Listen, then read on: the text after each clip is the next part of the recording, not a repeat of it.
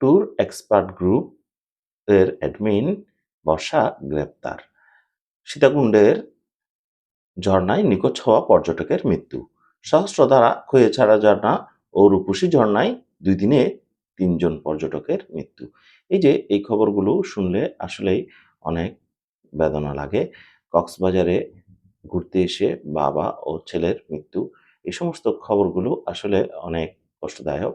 তো আজকের এই ভিডিওতে আমি যারা ট্যুর পছন্দ করেন কিংবা অ্যাডভেঞ্চারাস বিভিন্ন ঝর্ণা এবং সাগরে ঘুরতে যান তাদের উদ্দেশ্য করে আজকে একটি কথা বলতে চাই যে আপনারা যখনই কোথাও ঘুরতে যাবেন সেক্ষেত্রে নিজের আ নিরাপত্তার কথা চিন্তা করবেন এবং এখানে কিন্তু কিছু ফ্ল্যাগ দেওয়া থাকে যে এই নিরাপত্তা বেষ্টনীর বাইরে না যাওয়ার জন্য।